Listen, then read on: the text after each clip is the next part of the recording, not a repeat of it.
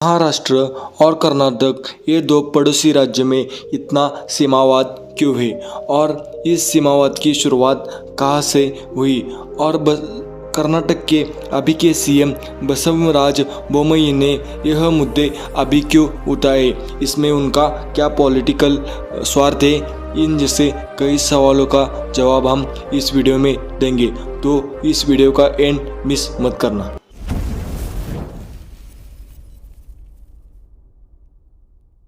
महाराष्ट्र और कर्नाटक का मुद्दा स्टार्ट होता है साल 1947 में। तब बेलगांव डिस्ट्रिक्ट बॉम्बे प्रेसिडेंसी का पार्ट था। बाद में साल 1956 में वो मैसूर यानी कि आज के कर्नाटक से जोड़ा गया। बेलगांव के हिस्ट्री की बात की जाए तो बेलगांव 18वीं सेंचुरी से ही कन्नड़ स्टेट का पार्ट है। तब बेलगांव में कन्नड़ लैंग्वेज ही प्रमुख लैंग्वेज थी। जब 1956 में बेलगांव कर्नाटक से जोड़ा गया तब महाराष्ट्र ने इस डिसीजन का विरोध किया था और महाराष्ट्र के पीपल का ऐसा मानना है कि वहाँ पे ज़्यादातर भाषा मराठी बोली जाती है, इसलिए बेलगांव महाराष्ट्र का हिस्सा है। पिछले 65 सालों से बेलगांव महाराष्ट्र कर्नाटक सीमावाद चला आ रहा है। इन 65 सालों में कई सरकारें आई और कई सरकारें चली गई, लेकिन आज भी यह विवाद बरकरार है। 1956 में मुंबई प्रेसिडेंसी का भाग, हैदराबाद प्रेसिडेंसी का भाग और तमिलनाडु से कोलार डिस्ट्रिक्ट देकर कर्नाटक राज्य की स्थापना हुई। हाँ, वही कोलार स्टेट जिस पर हमने केजीएफ जैसी मूवी देखी, वही कोलार भी पहले तमिलनाडु का भाग था। फिर जब कर्नाटक राज्य बन रहा था तब कोलार डिस्ट्रिक्ट भी कर्नाटक को दी थी। भाषा को प्राथमिकता देकर बेलगांव को कर्नाटक से जोड़ा गया। जब बेलगांव को कर्नाटक से जोड़ा गया तब महाराष्ट्र के बहुत सारी जनता सरकार पे नाराज थी, क्योंकि इसकी मेन वजह यह है कि जब संयुक्त महाराष्ट्र का आंदोलन जिस बेलगांव से ही स्टार्ट हुआ, वही बेलगांव अब महाराष्ट्र का हिस्सा रहने वाला नहीं था। यहाँ से ही तो स्टार्ट होता है महाराष्ट्र वर्सेस कर्नाटक का यह सीमावाद। 7 मार्च 1956 में एक आंदोलन बेलगांव में स्टार्ट हुआ। यह आंदोलन लगभग 2 महीने यानी कि 60 दिनों तक चला आ रहा था। इन 60 दिनों में 105 लोगों ने अपनी जानें गंवाई और इसके बाद कर्नाटक और महाराष्ट्र के संबंध और ही बिगड़ गए।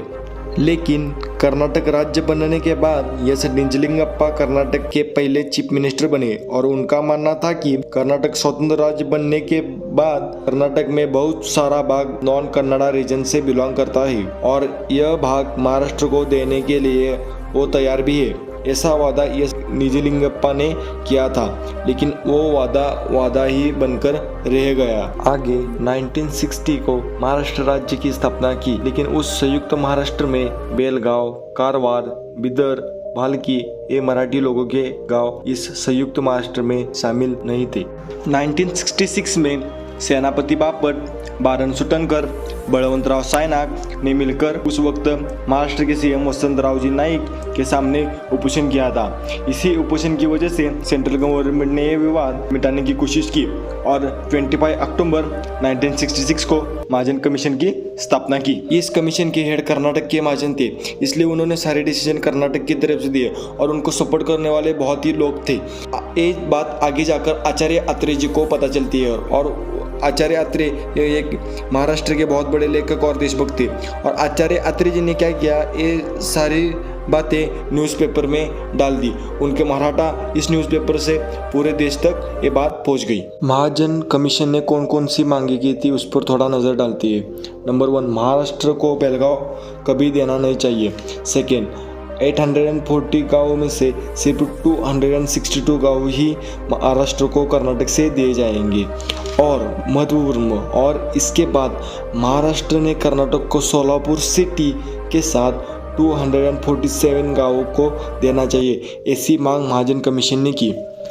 दोस्तों, इससे पता चलता है कि साफ महाजन कमेटी ये पूरी तरह से कर्नाटक के फेवर में ही डिसीजन ले रही थी। कर्नाटक और महाराष्ट्र के इस विवाद में कई बड़े नेताओं ने इस विवाद को मिटाने की कोशिश की। महाराष्ट्र की तरफ से Sharad Pawar, Balasaheb Thackeray, Yashwantrao Chavan, former leader of Lok Sabha Manohar Joshi और शिवसेना पार्टी ने एक तरफ से कड़ी झुंझ दी, लेकिन ये दोनों भी ये वाद मिटा ना सके। और तो और बाद में इंदिरा गांधी जी ने भी इस मुद्दे को लेकर दोनों स्टेट के चीफ मिनिस्टर को बुलाकर इस पे डिस्कशन किया, फिर भी ये वाद सुलझ ना सका।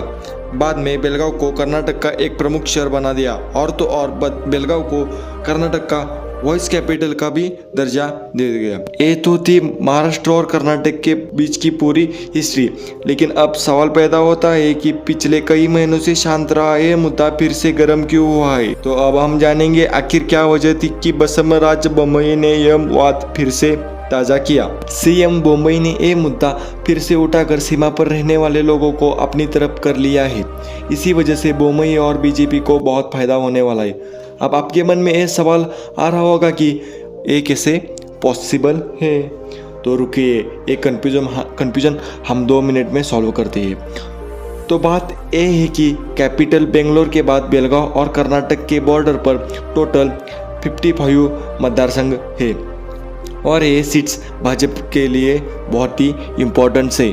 और राहुल गांधी जी को भारत जोड़ो यात्रा से मिलता सपोर्ट देखते हुए कई वोटर्स कांग्रेस के सपोर्ट में जाते हुए साफ साफ दिखाई दे रहे हैं। इसी टाइमिंग पर बोम्मई ने ये सीमावाद का दाव खेला है।